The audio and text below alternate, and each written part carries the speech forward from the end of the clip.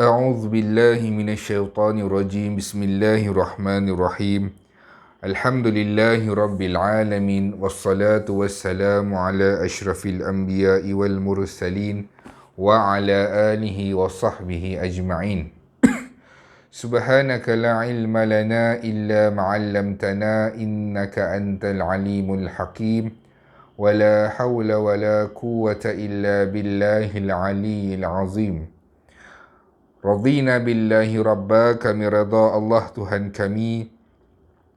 Wabil islami dina, Islam cara hidup kami. Wabi Muhammadin nabiyan wa rasulah, dan kami senang hati Muhammad sallallahu alaihi wasallam adalah seorang nabi dan juga rasul. Rabbi yassir wa la tu'assir, fa inna taysir alayka yasir, Rabbi tamim bil khair. Alhamdulillah, kita masih lagi bersama dengan Nabi Muhammad sallallahu alaihi wasallam menelusuri perjalanan sirah Nabi Muhammad sallallahu alaihi wasallam karangan Syekh Safiyur Rahman Al-Mubarakfuri, kitab yang diberi nama Ar-Rahiqul Makhtum. Yang pertamanya, mengapa kita mempelajari sirah adalah untuk kita mengetahui kenapa Allah Subhanahu Wa Taala begitu mencintai Nabi Muhammad sallallahu alaihi wasallam. Untuk kita mengetahui kenapa Allah Subhanahu Wa Taala meletakkan Muhammad sallallahu alaihi wasallam menjadi makhluk terbaik alam secara keseluruhannya. Muhammad sallallahu alaihi wasallam mendapat tempat pertama di sisi Allah Subhanahu Wa Taala. Dan kenapa kita mempelajari sirah? Antaranya adalah untuk kita mewujudkan rasa cinta terhadap Muhammad sallallahu alaihi wasallam. Sebab apa? Makin lama kita mengenali Muhammad sallallahu alaihi wasallam, membaca sirah Nabi Muhammad, lagi dalam cinta kita terhadap Nabi Muhammad. Sebab apa? Sebab kita dah kenal. Nak wujudkan rasa cinta ni, mesti kena kenal. Supaya apa? Cinta itu tidak hanya di bibir semata-mata. Dan kita ingin melihat mengapa Allah Subhanahu Wa Taala menjadikan Muhammad ini cemerlang. Cemerlang dari segi ibadah Nabi Muhammad sallallahu alaihi wasallam, cemerlang 100% dari segi markahnya. Dari segi ketaatan, Nabi Muhammad sallallahu alaihi wasallam mendapat 100% markahnya. Dan Nabi Muhammad sallallahu alaihi wasallam adalah contoh ikutan yang terbaik untuk kita jadikan panduan buat diri kita dan secara keseluruhan buat ahli-ahli keluarga kita juga. Kita masih lagi di dalam fasa Nabi Muhammad sallallahu alaihi wasallam di kota Mekah, di mana Rasulullah sallallahu alaihi wasallam menjadi nabi selama 23 tahun, di mana 10 tahun Rasulullah sallallahu alaihi wasallam berdakwah di kota Mekah, dan baki 13 tahun lagi Rasulullah sallallahu alaihi wasallam berhijrah tinggal di kota Madinah Al-Munawwarah. Itu kalau kita cerita tentang kenabian Nabi Muhammad sallallahu alaihi wasallam. Kalau kita cerita berapa lama umur Nabi Muhammad sallallahu alaihi wasallam, kita boleh bahagikan juga kepada dua, iaitu 53 tahun Rasulullah sallallahu alaihi wasallam duduk tinggal di Mekah, dan baki 10 tahun yang terakhir Rasulullah sallallahu alaihi wasallam tinggal duduk di Madinah Al-Munawwarah. Maknanya ada dua fasa. Yang pertamanya fasa Mekah, dan yang keduanya adalah fasa Madinah. Kita masih lagi bersama Rasulullah di fasa Mekah. Pada siri yang lepas kita dah tengok bagaimana Rasulullah sallallahu alaihi wasallam menghadapi tahun yang dinamakan tahun kesedihan. Di mana tahun kesedihan ini Rasulullah sallallahu alaihi wasallam kehilangan dua sayap.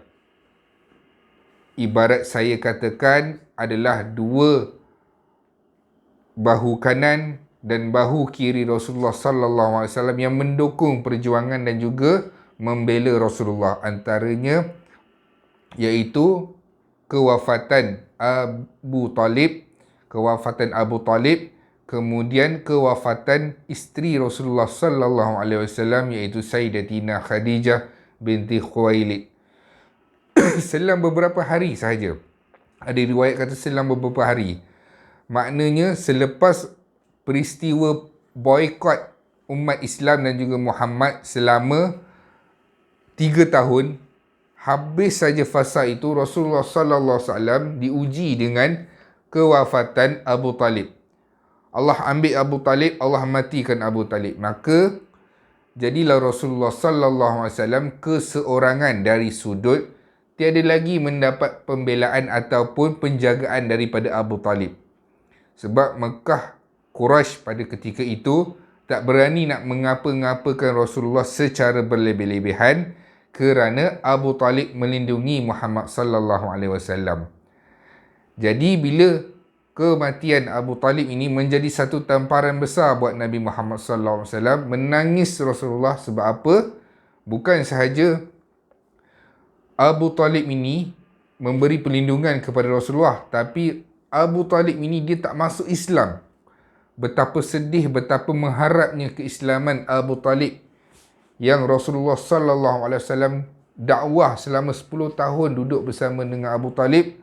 Hari-hari Nabi Muhammad sallallahu alaihi wasallam mengajak ajakan tauhid supaya bapa saudaranya masuk Islam sampai detik akhir. Tapi Allah yang bagi hidayah untuk siapa yang Allah nak berikan. Innaka la tahdi man ahbabta walakinnallaha yahdi man yasha. Muhammad, kamu tak dapat bagi hidayah kepada siapa yang kamu mahu. Allah lah yang memberikan hidayah. Maknanya kita dalam mengajak orang pada kebaikan, kita ajak saja. Ajak bersungguh-sungguh, yang bagi hidayah kebaikan dia adalah Allah Subhanahu Wa Taala. Kemudian selang beberapa hari Allah ambil pula Khadijah binti Khuwailid, isteri Rasulullah sallallahu alaihi wasallam. Pada tahun yang sama juga, bertimpa-timpa Rasulullah sallallahu alaihi wasallam diuji dengan ujian kematian ahli keluarga. Betapa Allah Subhanahu Wa Taala menjadikan Muhammad ini manusia terbaik alam disebabkan betapa banyaknya Allah menguji Nabi Muhammad sallallahu alaihi wasallam. Jadi para sahabat nampak di wajah Rasulullah sallallahu alaihi wasallam kesedihan itu, sehinggakan tahun itu dinamakan dengan tahun kesedihan. Adakah dengan kewafatan kedua-dua sayap kanan dan kiri Rasulullah ini menyebabkan Rasulullah sallallahu alaihi wasallam memberhentikan dakwah? Jawapannya tidak. Rasulullah sallallahu alaihi wasallam tetap meneruskan dakwah, tetap meneruskan menyampaikan ajaran Islam sehinggalah Islam ini tertegak ataupun Allah mematikan Muhammad sallallahu alaihi wasallam dalam jalan dakwah ini.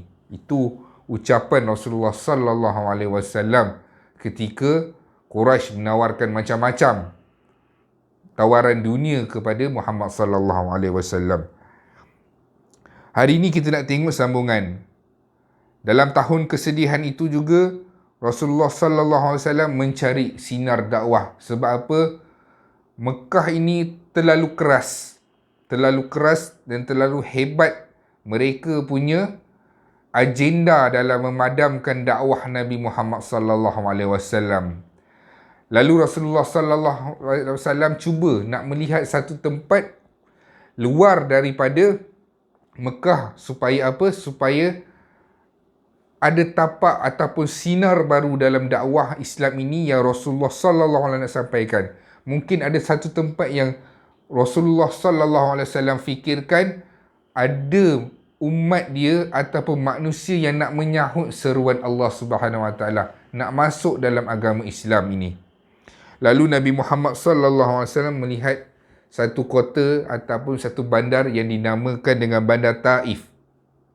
Bandar Taif ini pada bulan Syawal tahun ke-10 kenabian bertepatan dengan akhir 619 Masihi, Nabi Muhammad sallallahu alaihi wasallam ke Taif, iaitu kira-kira jaraknya 60 batu daripada kota Mekah. Jauh Nabi Muhammad sallallahu alaihi wasallam pergi satu tempat luar kawasan yang ketika ini hampir 100 km nak sampai Taif itu. Dengan kenderaan apa? Kalau kita nak pergi Taif pun ambil masa beberapa jam. Rasulullah sallallahu alaihi wasallam ketika itu menaiki unta ataupun kuda. Tapi dalam riwayat ini menyatakan Rasulullah sallallahu alaihi wasallam berjalan kaki. Jadi satu tempoh perjalanan yang jauh, Rasulullah pergi tu dengan siapa?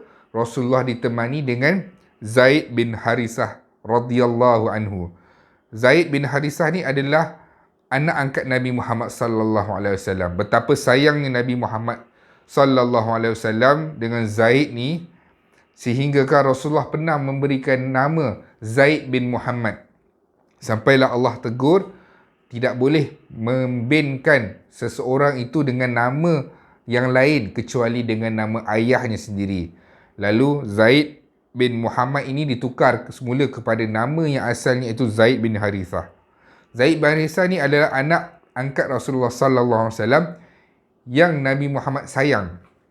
Dia tak ada rupa sangat, dia orang yang kulit hitam. Tapi cintanya Rasulullah ini bukannya disebabkan rupa, harta dan pangkat, tapi disebabkan kasih sayang Nabi Muhammad sallallahu alaihi wasallam itu. Jadi Nabi keluar bersama dengan Zaid bin Harithah.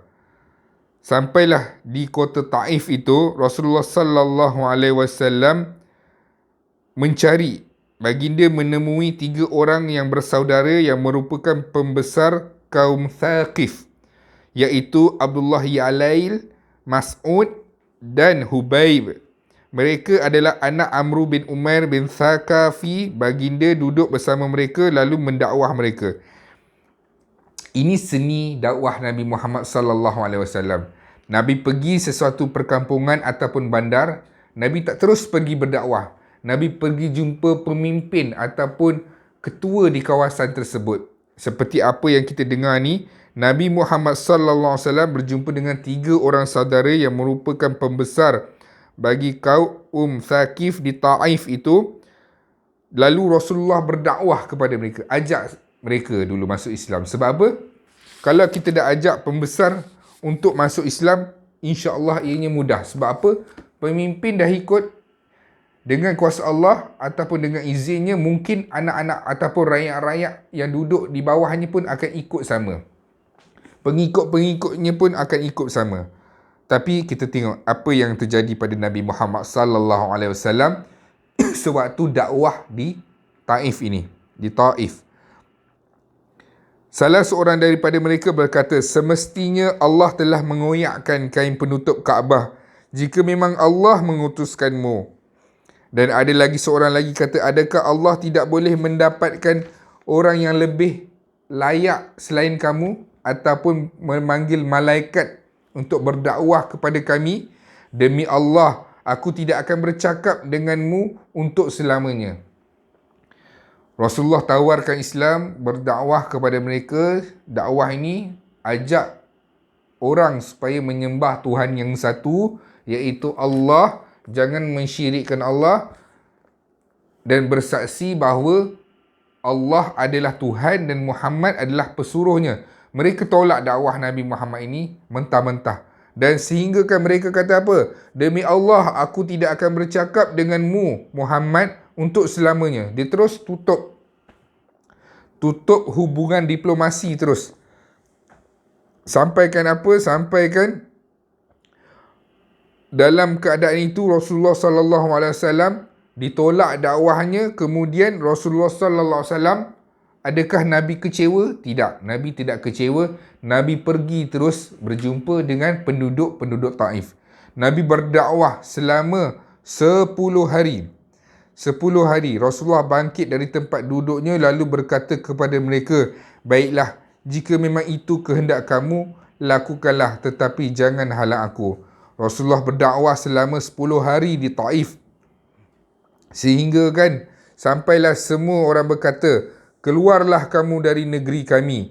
Mereka menghasut seluruh rakyat Taif untuk mengusir baginda, sehingga tatkala baginda bergerak keluar dari Taif, baginda diekori oleh rakyat-rakyat Taif.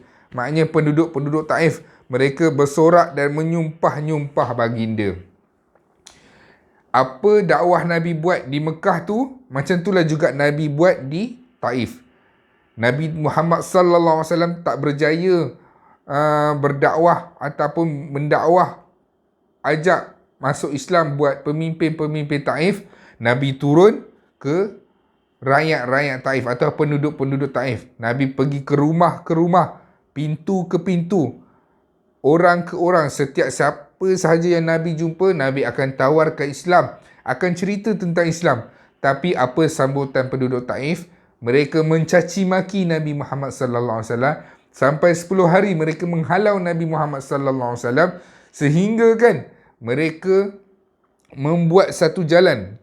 Contohnya Nabi Muhammad ketika tu nak dihalau, mereka buat barisan wanita-wanita dan perempuan-perempuan dan juga kanak-kanak. Sebab apa? Bukan orang dewasa. Sebab apa? Nampak lemah lah. Nak hina Nabi Muhammad, hantar kanak-kanak dengan orang perempuan saja, dan masing-masing membaling batu ke Nabi Muhammad sallallahu alaihi wasallam, dan juga Zaid bin Harithah juga. Sampai satu tahap mereka melempar tepat pada lutut baginda, sehingga kedua-dua selipar baginda menjadi merah disebabkan terkena darah. Sementara itu Zaid bin Harithah berusaha kuat untuk menghalang daripada batu itu terkena Rasulullah sallallahu alaihi wasallam. Nabi pergi ke situ berdakwah sampai 10 hari, dihalau. Dihalau bukannya halau saja. Mereka buat barisan sebelum nak keluar ke bandar Taif itu, semua orang baling batu, masing-masing baling batu. Baling batu ni kalaulah sampai tahap Rasulullah sallallahu alaihi wasallam berdarah, tapak selipar Nabi Muhammad itu berdarah, maknanya mereka bukan baling macam kenduri kahwin tu, baling tepung tawar tu. Mereka merejam Nabi Muhammad sallallahu alaihi wasallam. Kita ajak orang buat baik, belum sampai tahap orang baling kita batu ataupun mencederakan kita. Ujian kita ni sikit sangat kalau nak dibandingkan dengan ujian para nabi, terutama Nabi Muhammad sallallahu alaihi wasallam. Sampailah Rasulullah sallallahu alaihi wasallam keluar daripada kota Taif itu. Nabi berjalan keluar daripada pinggir Taif. Nabi Muhammad sallallahu alaihi wasallam berehat dekat satu kebun kurma. Dekat kebun kurma ni, kebetulan kebun kurma itu adalah milik seorang ataupun dua orang anak, iaitu Rabi'ah dan Utbah dan Syaibah, milik tiga orang yang mereka ini berasal daripada Mekah. Allah Subhanahu Wa Taala mencampakkan rasa sayang, rasa sedikit ihsan kepada Utbah, Rabi'ah dan Syaibah ini. Bila dia nampak Muhammad sallallahu alaihi wasallam berehat dekat kebun kurma, dia panggil hamba dia. Untuk apa? Untuk pergi. Kamu bagi dekat lelaki itu, iaitu Nabi Muhammad, bagikan dia sedikit makanan dan juga sedikit air, jamu dia makan. Kemudian dia pun pergi. Dia sampai dekat situ, dia pun pergi, dan sebelum dia pergi itu, sebelum awal peristiwa itu, Rasulullah sallallahu alaihi wasallam duduk. Lepas keluar saja daripada bandar Taif, selepas dicederakan tu, Rasulullah sallallahu alaihi wasallam duduk berehat dekat kebun tu. Lalu Rasulullah sallallahu alaihi wasallam bermunajat kepada Allah Subhanahu Wa Taala. Bukannya nak komplain, tapi Rasulullah bermunajat kepada Allah Subhanahu Wa Taala. Apa yang Rasulullah bagi tahu? Ya Allah, kepadamu aku mengeluhkan kelemahan diriku. Nabi kata, ya Allah, aku tahu ya Allah, aku ini lemah dan sedikit kecediakanku dan rendahnya aku dalam menghadapi manusia. Wahai Allah yang paling pemurah, Engkaulah Tuhan kaum yang lemah juga Tuhanku. Kepada siapakah kau menghantarkanku? kepada orang yang jauh yang bermuka masam kepadaku, kepada musuh yang dapat menguasai urusanku. Sesungguhnya aku tidak peduli asalkan engkau tidak marah kepadaku. Nabi Muhammad kata, sampai je dekat kebun kurma tu, kebun anggur itu, Rasulullah sallallahu alaihi wasallam duduk dekat situ bermunajat kepada Allah. Nabi kata, "Ya Allah, aku ni lemah ya Allah. Kurangnya pandai aku dalam menyampaikan Islam ya Allah. Sehinggakan semua orang menghina aku, mengherdik aku, mencederakan aku ya Allah. Tapi aku tidak peduli semua ini asalkan engkau suka terhadap aku, asalkan apa yang aku tanggung ini menjadi redha kamu terhadapku, aku rela ya Allah." Nabi kata macam tu. Nabi kata biarlah dia terima semua benda ni, payah dan susah ini. Kalau inilah yang menyebabkan Allah sayang, Nabi Muhammad kata apa? Aku rela ya Allah, aku rela. Dan tatkala Rabiah tadi melintas Rasulullah, muncul sedikit rasa hiba di hati dia. Dia panggil. Mereka memanggil pembantu mereka yang beragama Nasrani, iaitu Adas.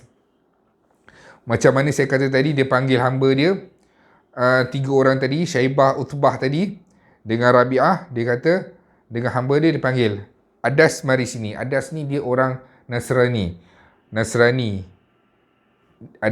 Adas ke sini, pergi bagi dia sedikit makanan. Iaitu Rasulullah sallallahu alaihi wasallam dengan Zaid bin Harithah. Lalu Adas ni buat apa? Adas ni ambil sedikit makanan dan minuman, dia bawa ke Nabi.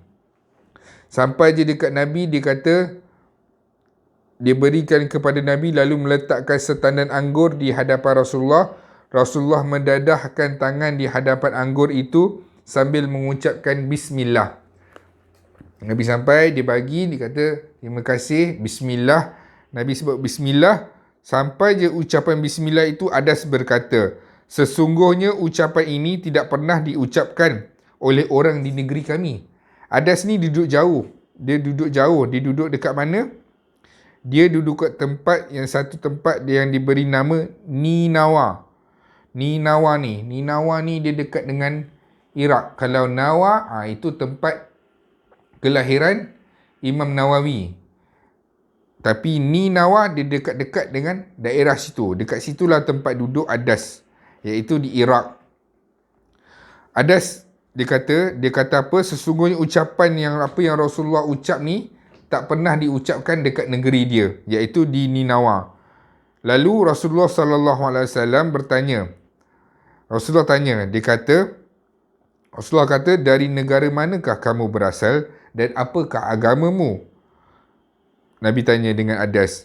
Adas jawab apa? Adas kata, aku ni agama Nasrani dan aku berasal daripada Ninawa. Terus Rasulullah sallallahu alaihi wasallam jawab, ternyata dari negeri seorang lelaki soleh yang bernama Yunus bin Matta. Tergamam Adas ni, dia kata, macam mana kamu boleh tahu dekat tempat aku itu ada, macam mana kamu boleh kenal dengan Yunus bin Matta? Lalu Rasulullah sallallahu alaihi wasallam menjawab, dia itu saudaraku. Dia seorang Nabi dan aku juga seorang Nabi. Nabi kata, dia adalah saudaraku, dia adalah Nabi dan aku pun adalah juga Nabi. Maksudnya, dia bagi tahu Yunus bin Matta ini adalah Nabi dan aku adalah Muhammad, juga seorang Nabi dan bersaudara dengan Yunus bin Matta. Lalu, Adas ni dia buat apa? Dia menyaksikan hal itu. Salah seorang anak Rabiah berkata kepadanya, lihatlah, dia telah merosakkan pembantumu di hadapanmu. Adas terus mengucap, La ilaha illallah Muhammad Rasulullah. Adas terus mengucap, bersaksikan Allah sebagai Tuhan, Muhammad sallallahu alaihi wasallam sebagai pesuruhnya. Lalu Adas tengok keadaan itu. Sebab apa dia boleh terima? Sebab apa? Rasulullah sallallahu alaihi wasallam ni, kalau orang bercakap dengan dia, Rasulullah tak pernah memalingkan badan. Rasulullah mesti menghadap orang itu. Kalau orang datang kepada Rasulullah, Rasulullah tak akan duduk, Rasulullah akan bangun. Dekat situ saja beberapa minit itu je, Adas dah terpikat dengan perwatakan akhlak Nabi Muhammad sallallahu alaihi wasallam. Dia tahu Muhammad ini orang yang baik. Dia tahu Muhammad ini adalah orang yang benar. Kita kalau nampak orang baik, kita tahu dia ni baik. Daripada mimik wajahnya, akhlaknya, cara dia, cara duduk, lagi-lagi cara Nabi Muhammad sallallahu alaihi wasallam dengan dakwah sekejap tu daripada jauh Rasulullah sallallahu alaihi wasallam pergi berdakwah di Taif, satu orang pun tak ikut, keluar daripada Taif, jumpa kebun anggur, duduk sekejap dekat situ, bermunajat pada Allah, ya Allah, aku yang bersalah ya Allah, betapa lemah. Nabi kata, aku lemah dalam dakwah, aku tak bagus ya Allah, aku berdakwah tak bagus. Lepas tu kalaulah disebabkan apa yang aku dapat selama ini, iaitu cacian, makian dan juga pukulan dan juga hinaan daripada semua orang, kalau itu menyebabkan redha kamu ya Allah, aku sanggup menghadapinya. Kemudian kita tengok lagi sampailah satu tahap Rasulullah sallallahu alaihi wasallam sampai dekat Qarnul Manazil. Tak kala baginda sampai di Qarnul Manazil, Allah mengutuskan malaikat Jibril. Dah habis dah peristiwa tadi dah. Rasulullah nak sambung perjalanan sampai dekat tempat yang bernama Qarnul Manazil. Allah mengutuskan Jibril disertai dengan malaikat penjaga gunung yang meminta pendapat baginda untuk meratakan Aksyabain, iaitu dua buah bukit, kepada penduduk Mekah, kepada penduduk Taif. Jibril datang jumpa dengan Nabi Muhammad sallallahu alaihi wasallam, beritahu kepada Nabi, ya Rasulullah, Allah arahkan datang. Kalau kamu hendak aku ambilkan bukit ini, dua bukit ini untuk aku terbalikkan kepada penduduk Taif, aku akan buat. Kamu sebut ya saja ya Rasulullah, aku pasti akan lakukan. Apa yang Nabi kata? Kalau kita mungkin kata, ya silakan Jibril. Nabi kata apa?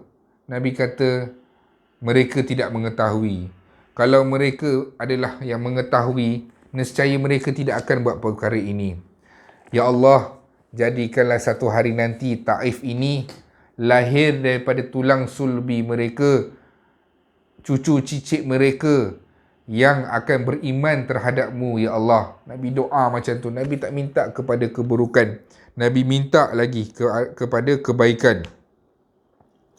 Kita tengok apa lagi yang Rasulullah sallallahu alaihi wasallam selepas peristiwa itu, jika engkau mengkehendaki agar kuratakan, maka aku akan ratakan. Itu ucapan Jibril. Tapi Rasulullah sallallahu alaihi wasallam tolak. Rasulullah kata, tak apa, aku yang lemah dalam dakwah, mereka tidak mengetahui.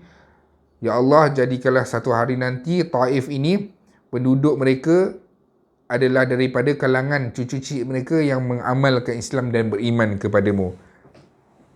Kemudian Rasulullah sallallahu alaihi wasallam sampai ni dalam peristiwa perjalanan pulang semula ke Mekah. Sampai dekat lembah Nikhlah, memang ada dua tempat yang sesuai untuk bermukim. Rasulullah duduk di situ. Ketika Rasulullah sedang bermukim di lembah Nikhlah, Allah mengutuskan segerombolan jin untuk menemui baginda. Allah menyebutkan tentang mereka pada dua tempat Al-Quran, iaitu dalam surah Al-Ahqaf. Dalam surah Al-Ahqaf ni Allah bagi tahu tentang, dan ingatlah ketika kami hadapkan serombongan jin kepadamu, iaitu Muhammad, yang mendengarkan Al-Quran, tak kala mereka menghadirinya, maka berkatalah, diam kamu, dan ketika telah selesai mereka, kembalilah kepada kaum mereka dan memberikan peringatan.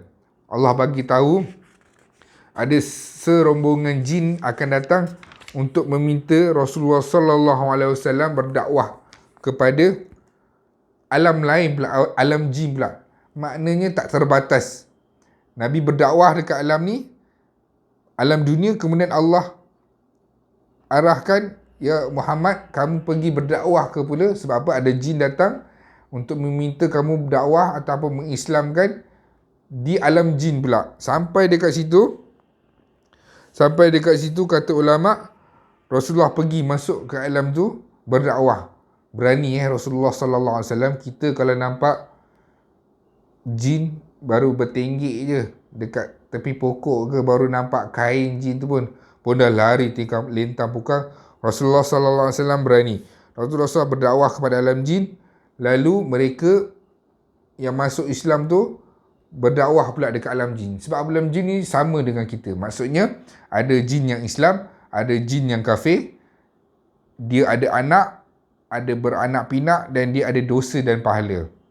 Lepas Rasulullah sallallahu alaihi wasallam berdakwah ke alam jin, Zaid bin Harithah cakap dengan Nabi Muhammad sallallahu alaihi wasallam, bagaimana tuan boleh masuk kembali ke negeri mereka padahal mereka telah mengusir tuan. Ini dalam perjalanan balik. Dalam perjalanan balik, Zaid bin Harithah kata, ya Muhammad, ya tuan, bagaimana tuan boleh masuk kembali ke negeri mereka padahal mereka telah mengusir tuan? Lalu Nabi Muhammad menjawab, hai Zaid, sesungguhnya Allah pasti menjadikan kelonggaran dan jalan keluar atas masalah yang kau lihat. Sesungguhnya Allah akan menolong agamanya dan memenangkan nabinya. Ketika mendekati Mekah, baginda tinggal beberapa hari di Gua Hira. Dia mengutuskan seorang daripada Bani Khuza'ah iaitu Akhnas bin Syurai untuk meminta jaminan. Nabi Muhammad nak masuk semula dalam kota Mekah. Lepas berdakwah di Taif tadi, tak diterima, Nabi keluar, duduk dekat kebun kurma sekejap. Nabi bermunajat, menyatakan, ya Allah, kalau inilah yang aku timpa, aku sanggup ya Allah, asalkan engkau sayang kepadaku dan redha kepadaku. Allah campakkan sedikit rasa ihsan dekat 3 orang adik-beradik ini yang berada di kebun kurma itu, yang asalnya penduduk Mekah, lalu mengarahkan hamba dia iaitu Adas daripada kaum Nasrani yang duduk di Ninawa, asal Ninawa, bagi makanan kat Nabi. Lepas tu Nabi sebut Bismillah. Adas ni kata, dari mana perkataan Bismillah ni? Aku tak mengetahui. Dekat kampung aku pun tak pernah ada orang sebut. Lepas tu Nabi tanya dengan Adas ni, apa ni Adas, kamu ni agama apa dan dekat mana kamu tinggal? Lepas tu Adas jawab, aku Nasrani dan tinggal di Ninawa. Kemudian Nabi kata, oh itu adalah tempat Yunus bin Matta. Macam mana Adas pelik, kenapa Rasulullah tahu Yunus bin Matta ini? Ada siapa tahu, sedangkan Rasulullah duduk jauh ni. Yunus bin Matta di Iraq sana. Lalu Nabi kata, dia adalah saudaraku dan aku juga adalah seorang Nabi sama macam dia. Terus Adas memeluk Islam pada ketika itu juga. Dan dalam perjalanan balik, Rasulullah sallallahu alaihi wasallam diarahkan Allah untuk berdakwah. Nampak dakwah Rasulullah ini 24 jam, tak berhenti. Ada peluang Rasulullah akan berdakwah. Allah harapkan ada segerombongan jin untuk Rasulullah dakwah, untuk membacakan Al-Quran dalam alam jin. Rasulullah berdakwah, lepas tu keluar balik. Zaid bin Harithah kata, ya Muhammad, ya Rasulullah, kamu nak balik semula ke Mekah dalam keadaan macam ni. Bahaya Rasulullah.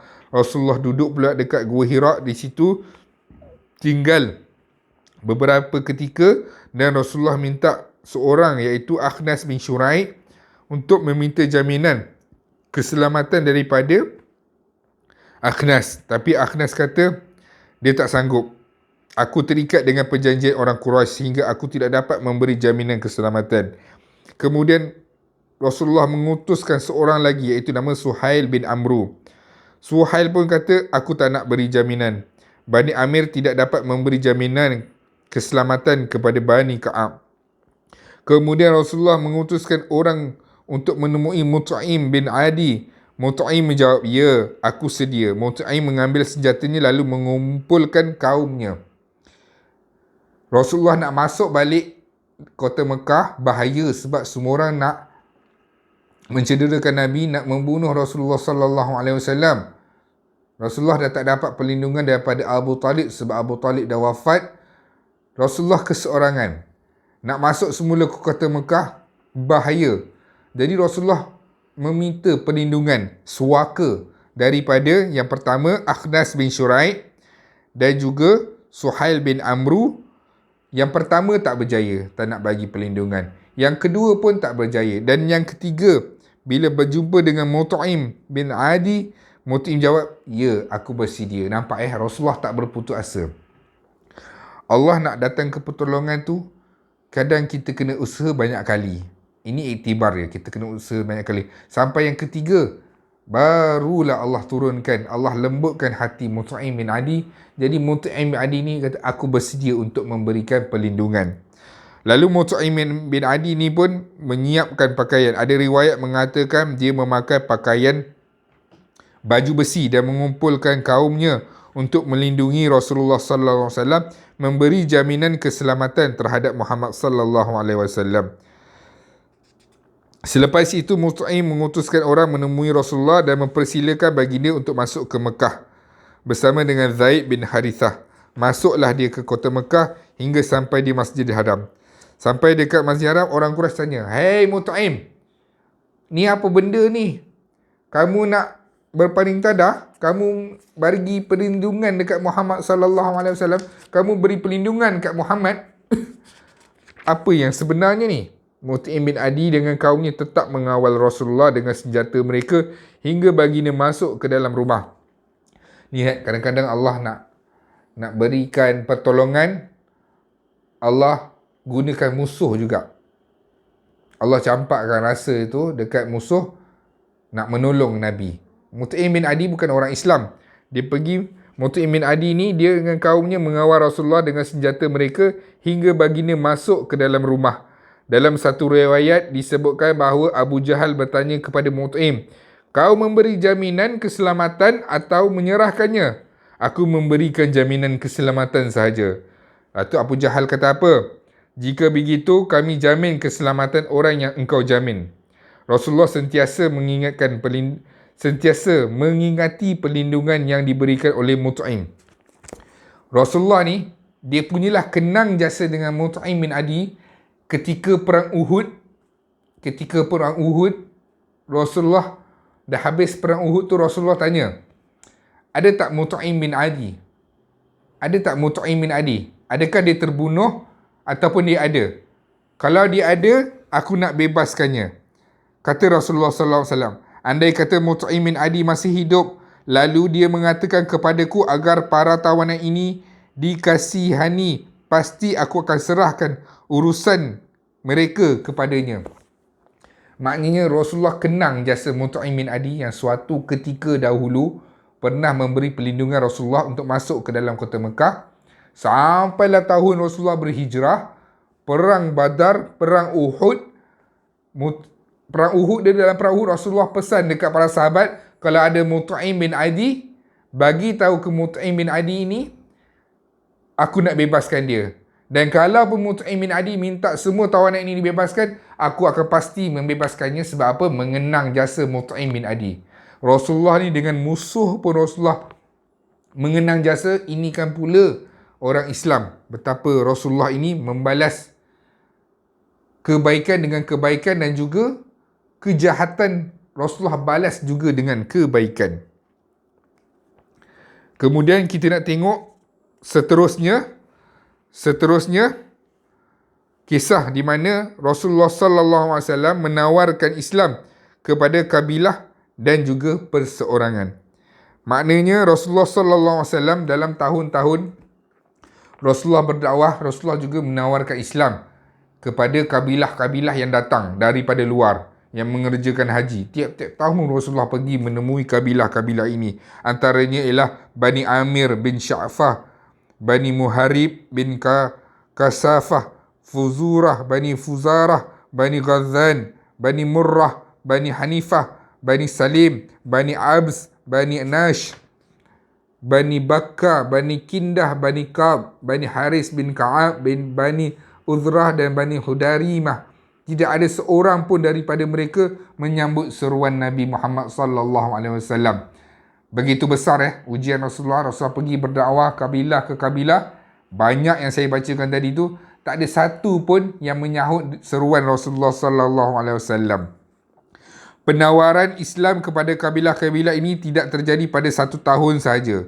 Tahun-tahun haji yang seterusnya pun Rasulullah berdakwah. Namun begitu, penawaran tersebut berlaku dari tahun keempat kenabian lagi, sampai musim haji terakhir sebelum Rasulullah berhijrah. Bahkan Ibnu Ishaq menyebutkan proses penawaran kepada mereka, bagaimana wujud penolakan mereka. Ringkasnya, Rasulullah bagi tahu, Rasulullah pergi ke Bani Ka'ab. Di Bani Ka'ab ni, Nabi Muhammad mendatangi salah satu sukunya yang dikenali dengan Bani Abdullah. Rasulullah puji. Rasulullah puji Bani Abdullah ini. Rasulullah puji Bani Abdullah. Rasulullah kata, sesungguhnya Allah telah menjadikan nama kamu indah. Nama Abdullah itu. Namun begitu, mereka tidak menerima apa yang baginda tawarkan kepada mereka. Kemudian Bani Hanifah pula. Rasulullah datang kepada mereka. Mereka pun turut menolak. Bani Amir pun menolak juga dakwah Rasulullah sallallahu alaihi wasallam, sampai menyatakan, kami tidak akan mengikuti kamu walaupun kamu mengambil alih anak muda ini dengan tangan orang Quraisy, disebabkan pasti aku akan menguasai bangsa Arab. Memang dia tolak langsung dakwah Rasulullah sallallahu alaihi wasallam. Jadi Bani Amir ni balik semula ke kaum dia. Sampailah dekat kaum dia, dia cerita balik. Bani Amir ni cerita, ada seorang lelaki daripada Quraisy kata dia ini adalah Rasul. Orang-orang tua Bani Amir ni bagi tahu, tidakkah ada orang yang cuba berfikir baik-baik tentangnya? Tidakkah ada yang sudi mendengarnya dengan baik, demi zat yang jiwa anak itu berada di tangannya? Anak-anak keturunan Ismail tidak pernah mencipta ajaran agama. Sesungguhnya apa yang dikatakan oleh anak itu, iaitu Rasulullah, adalah benar. Kemanakah hilangnya pendirian yang dahulu ada pada kamu? Maknanya orang-orang tua yang senior yang berada di Bani Amir tu, bila mereka balik, mereka ceritakan ada dekat Mekah ni orang Quraisy, dia mengaku dia Nabi. Dia kata, kamu tahu tak yang itu adalah keturunan Ismail. Keturunan Ismail ni tidak mereka-reka agama. Kenapa tak ada seorang pun yang mengikutinya? Sungguhlah rugi kamu semua ni.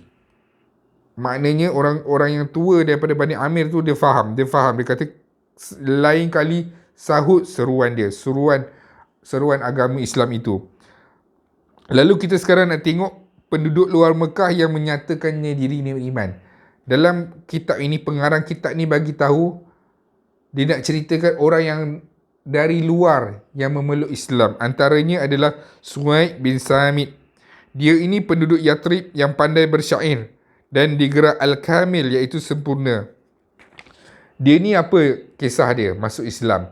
Apa yang engkau sampaikan ini sama saja dan aku yakini. Dia kata, dia jumpa Muhammad sallallahu alaihi wasallam, dia kata, wahai Muhammad, apa yang kau sampai ini sama seperti apa yang aku fahami. Suhaib bin Samit radhiyallahu anhu ni kata. Lepas tu Rasulullah kata, namun begitu, apa yang ada padaku lebih utama daripada itu, iaitu sebuah bacaan yang Allah Subhanahu Wa Taala turunkan kepadaku yang merupakan petunjuk dan juga cahaya. Kemudian Suhaib ni dia masuk Islam. Suhaib bin Adi ni masuk Islam. Suhaib bin Samit ini masuk Islam. Sampailah satu ketika dia wafat. Disebabkan apa? Suhaib terbunuh dalam sebuah konflik antara kabilah Aus dan Khazraj. Dia daripada Yathrib. Yathrib ni nama sebelum nama Madinah, sebelum Rasulullah berhijrah. Ini kisah Rasulullah belum lagi hijrah. Ada penduduk Yathrib ni, dia menerima Islam dan dia balik disebabkan Aus dan Khazraj berperang. Sebelum Rasulullah sampai menyatukan antara Aus dan Khazraj ni, mereka berperang bertahun-tahun lamanya, tak baik-baik berperang, dan Suhaib ni dia terbunuh di dalam perang itu. Dan seterusnya adalah Iyas bin Mu'az, sahabat Nabi yang luar daripada Mekah, maksudnya orang daripada luar yang masuk Islam. Iyas bin Mu'az, dia seorang remaja Yathrib yang usianya masih muda, dan dia datang ke Mekah bersama rombongan Aus. Dia datang ke Mekah dengan kaum Aus untuk apa? Untuk buat perjanjian persepakatan dengan orang Quraisy untuk nak menghadapi kaum Khazraj. Nampak Untuk menghadapi kaum Khazraj. Lalu Rasulullah menemui dia ni. Maka Iyas bin Mu'az berkata, hai kaumku. Rasulullah datang, Rasulullah berdakwah kepada dia.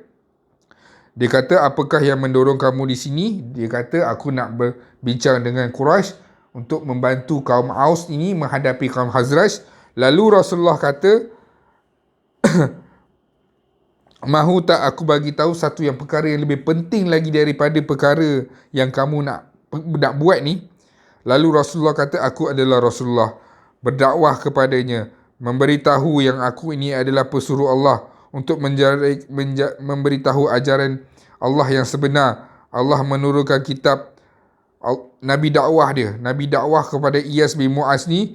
Sampailah Iyas ni bangun, dia kata dekat kaum dia, inilah yang sebenarnya kita kena buat. Inilah yang sepatutnya kita kena buat. Sampailah kaum dia, ada beberapa orang kata, menjauhlah daripada kami. Demi umurku, sesungguhnya kita tidak datang ke sini untuk urusan Islam. Kaum dia kata yang lain kata, dia kata kita masuk sini untuk tujuan lain, untuk nak berbincang dengan Quraisy, bukan nak masuk Islam. Kamu ni Iyas bin Mu'az dah lebih-lebih dah ni, dah lari, maksudnya dah lari tajuk. Dah tak ikut apa yang tujuan asal kita nak pergi dekat sini. Lalu akhirnya rombongan Aus ni pun keluar daripada Mekah balik semula ke Madinah tanpa berjaya mengikat persepakatan dengan puak Quraisy. Kemudian yang ketiga pula adalah Abu Dzar Al-Ghifari. Abu Dzar ni Al-Ghifari ni dia penduduk yang duduk dekat pinggir Yathrib. Abu Dzar ni dia nak jumpa sangat dengan Muhammad ni. Sebab apa? Sebab dia dengar Muhammad ni pergi ke kabilah-kabilah mengajarkan Islam. Dia nak jumpa dengan Muhammad sallallahu alaihi wasallam.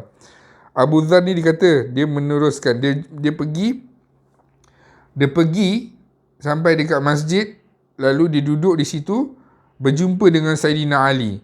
Abu Dzar meneruskan sehinggalah Ali melintas di hadapan ni. Abu Dzar cerita sehinggalah dia nampak Ali, dia tumpang rumah Ali.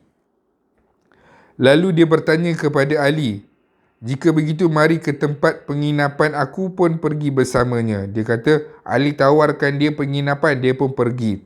Abu Dzar meneruskan, pada keesokan harinya, aku pergi ke masjid. Aku berharap dapat bertemu dengan Nabi. Kemudian Ali bertanya dengan Abu Dzar, apa sebenarnya tujuan kamu ke sini?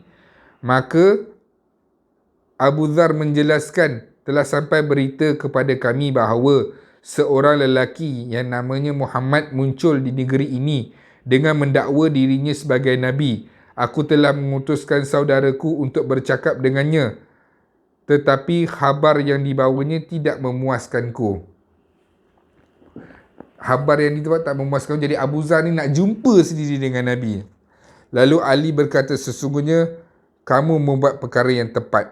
Ikutlah aku. Apabila aku masuk, maka kamu pun masuk. Jika aku melihat seseorang yang berbahaya, aku akan berhenti ke tepi dan berpura-pura untuk membetulkan selipaku. Maka kamu teruslah berjalan seolah-olah tidak mengenaliku. Nampak situasi dekat Mekah masa tu bahaya. Nak bawa berjumpa Rasulullah ni, Ali kata dengan Abu Dzar, kamu ikut aku, tapi kalau aku berhenti di tembok, kamu kena ingat, aku buat tu sebab apa? Supaya orang tak tahu yang aku nak bawa engkau berjumpa dengan Muhammad. Aku akan berpura-pura membetulkan selipar aku ke dekat tepi tembok, dan kau berpura-pura jalan saja terus. Supaya apa? Supaya musyrikin Mekah tak dapat kesan tindak tanduk orang-orang Islam ni. Punyalah bahaya ketika tu. Sampai nak jalan pun kena buat isyarat. Selepas itu Rasulullah berkata kepadaku, dah jumpa dah ni, dah berjumpa dengan Abu Dzar, rahsiakanlah keislamanmu ini, wahai Abu Dzar.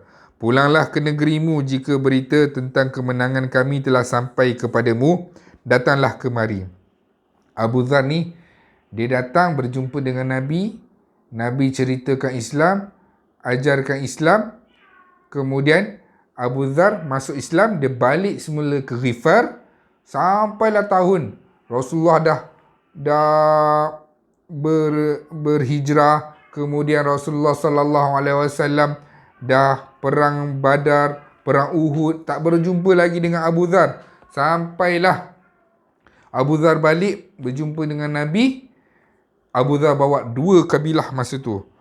2 kabilah, iaitu kabilah daripada keluarga 2 kabilah. Abu Dhar ni dia Islamkan 2 kabilah. 2 kabilah. Lepas dia masuk Islam tu, dia balik semula ke kaumnya.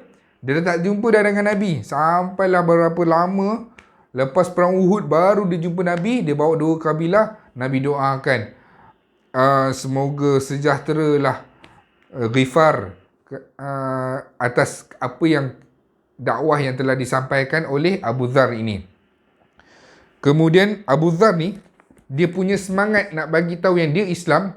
Dia keluar, dia pergi dekat bandar Quraisy lepas dia dah jumpa Rasulullah tadi. Dia kata, aku telah menjadi Islam dan aku telah menjadi pengikut Muhammad.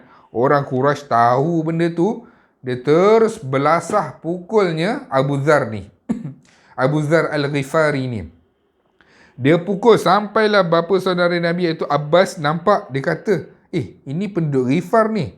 Dia kata, celaka kamu. Berani kamu nak pukul penduduk Ghifar ini. Kalaulah dia ni mati, nescaya Ghifar tak akan membebaskan kamu. Sebab apa? Pedagang-pedagang Mekah kalau nak pergi mana-mana berdagang pun pasti akan melalui Ghifar. Kalaulah Ghifar ini mati, Abu Dhar ini mati, pasti kamu tak dapat lalu, habis semuanya. Sebab apa? Semua laluan utama mesti nak lalu kat Ghifar, tempat tinggal Abu Dhar ni. Jadi dia lepaskan Abu Dhar ni. Dia lepaskan Abu Dhar sebab apa? Dia tak tahu yang Abu Dhar berasal daripada Ghifar. Dan orang-orang Ghifar takkan membiarkan kabilah dia ditindas ataupun dibunuh. Pasti dia akan menuntut bela. Sahabat yang seterusnya iaitu Tufail bin Amru Ad-Dawsi. Tufail bin Amru Ad-Dawsi ini dia seorang lelaki yang terhormat. Dia daripada Yaman. Maksudnya dia adalah pemimpin Yaman. Bila dia datang ke Mekah, orang-orang Quraisy ni, pemimpin-pemimpin Quraisy ni nampak, Tufail ni menteri kepada Yaman. Semua jemput Tufail ni, ambil dia dulu, kemudian jamu dia dengan penginapan lagi, dan dia pesan dekat Mekah ni, orang-orang Quraisy ni bagi tahu, pemimpin Quraisy bagi tahu, dekat Mekah ni ada penipu, ada penghuru hara, ahli sihir, orang gila yang memecah belahkan orang. Sehingga kan Tufail bin Amr ni kata, sehingga aku pun hampir nak percaya. Dan aku pun menutupkan telinga. Dan keesokannya waktu Tufail nak pergi buat tawaf, dia nampak Muhammad. Sampai ke nampak Muhammad ini, Allah gerakkan hati dia untuk buka kapas dia. Dia tutup dengan kapas. Lepas tu apa yang dia kata? Dia cakap, demi kesusahan ibuku ketika melahirkanku, demi zat Allah, aku adalah penyair yang pandai sangat, yang membezakan antara syair ataupun bukan syair. Tulisan manusia ataupun tulisan daripada bukan manusia. Apa yang kamu cakap ini datangnya bukan daripada manusia. Ianya datang daripada apa yang kamu sebutkan, iaitu Allah. Aku berkata kepadanya, jelaslah kepadaku tentang urusanmu. Baginda menjelaskan tentang Islam kepadaku. Lalu Tufail pun masuk Islam. Tufail ini masuk Islam dan dia balik kepada kaumnya. Sama juga, dia pun membalik kepada kaumnya. Antara orang yang diislamkan oleh Tufail, nama Tufail ni tak masyhur.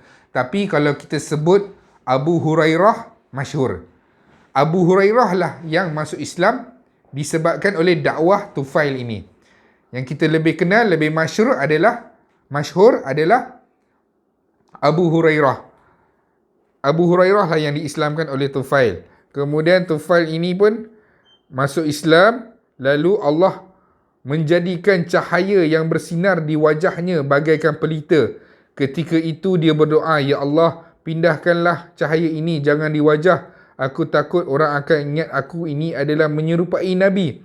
Lalu Allah memindahkan cahaya itu ke tali cemetinya ataupun tongkat, dan dia pun pergi berdakwah kepada ayah dan isterinya untuk memeluk Islam. Kaum dia tak masuk Islam hinggalah dia berhijrah ke Perang Khandaq yang ketika itu dia diikuti oleh 70 ataupun 80 keluarga daripada kaumnya. Tufail ini wafat syahid ketika Perang Yamamah. Pada Perang Yamamah. Kemudian yang luar yang memeluk Islam antaranya adalah Dimat Al-Azdi. Dia ni berketurunan Az-Shanu'ah, iaitu dari Yaman. Dia inilah yang pandai mengubati orang. Dia ni adalah sihir ataupun tukang ubat dengan mentera-mentera dan jampi-jampi. Dia kata, aku nak mengubati Muhammad. Sebab apa? Mekah kata dekat sini ada orang gila, dia ni memecah belahkan orang, jahat apa semua dan sebagainya. Kata Dimat Al-Azdi ni, dia kata tak apa, biar aku pergi mengubati dia. Biar aku nak ubatkan Muhammad ini. Sampai dekat Nabi Muhammad, dia kata, aku biasa mengubat dengan menggunakan tiupan angin. Bagaimanakah sekiranya agar aku menyembuhkan kamu, wahai Muhammad? Dia nak ubatkan Nabi pula. Lalu Rasulullah menjawab, segala puji bagi Allah. Nabi berdoa, segala puji bagi Allah. Kami memujinya dengan memohon pertolongannya. Sesiapa yang diberi petunjuk oleh Allah, maka tidak ada sesiapa pun yang dapat menyesatkannya. Manakala barang siapa yang disesatkan oleh Allah, maka tidak akan ada seorang pun yang dapat memberikan petunjuk. Aku bersaksi bahawa tidak ada Tuhan kecuali Allah dan tiada sekutu baginya. Aku bersaksi bahawa Muhammad adalah hamba-Nya dan Rasul-Nya. Dimat ni dia tercengang. Dia kata, tolong ulang balik apa benda kata-katamu tadi. Rasulullah pun ulang sampai 3 kali. Sesungguhnya aku telah mendengar ucapan dukun dan penyihir dan penyair. Tidak sedikit pun ucapan itu sama dengan kata-kata kamu. Sungguh apatah lagi yang telah menguasai bahasa yang sedalam-dalam ini. Tolong hulurkan tanganmu biar aku berbai'ah kepada kamu untuk memeluk Islam. Dia pula yang masuk Islam. Tadi dia kata dia nak mengubat Nabi. Dia pula yang masuk Islam. Sebab apa? Dengar ucapan Muhammad sallallahu alaihi wasallam. Jadi sekadar itu dulu. Yang baik itu datang daripada Allah. Yang lemah, yang buruk adalah daripada kelemahan saya sendiri. InsyaAllah tadi kita dah mendengar. Hari ini kita dah mendengar bagaimana Rasulullah sallallahu alaihi wasallam berdakwah di Taif. Orang Taif tak terima. Rasulullah pulang semula ke Mekah. Dalam perjalanan Mekah, Rasulullah singgah sekejap di kebun anggur. Kemudian di sana Rasulullah sallallahu alaihi wasallam berdakwah kepada seorang lelaki daripada dia tu adalah daripada Ninawa, iaitu Addas. Addas ni masuk Islam, iaitu pekerja di kebun anggur tu. Lepas tu Rasulullah pulang. Dalam perjalanan Allah arahkan berdakwah kepada orang-orang ataupun daripada alam jin. Rasulullah berdakwah pula dekat jin. Lepas tu dalam perjalanan pula Jibril datang, kalaulah nak aku hempaskan bukit ini kepada penduduk Yathrib, kepada penduduk Taif, kamu sebut saja Muhammad. Nabi Muhammad kata tak perlu. Sampailah dekat Gua Hira. Sebelum masuk kota Mekah, Rasulullah minta perlindungan 3 kali. Rasulullah minta perlindungan. Sampailah dekat Mut'im bin Adi ini, barulah Mut'im bin Adi ini beri pertolongan dan memberi perlindungan kepada Muhammad. Dapatlah Nabi Muhammad masuk ke kota Mekah. Dan kita dah dapat dengar beberapa nama sahabat Rasulullah yang masuk Islam, iaitu daripada orang luar. Orang luar yang Rasulullah sallallahu alaihi wasallam dakwahkan, iaitu antaranya adalah Suwaid bin Samit, Iyas bin Mu'az. Ini nama-nama yang daripada luar Mekah yang masuk Islam. Abu Dhar Al-Ghifari dan Tufail bin Amru Al-Dawsi. Jadi sekadar itu dulu. Yang baik datang daripada Allah dan yang lemah adalah kelemahan saya sendiri. Assalamualaikum warahmatullahi wabarakatuh.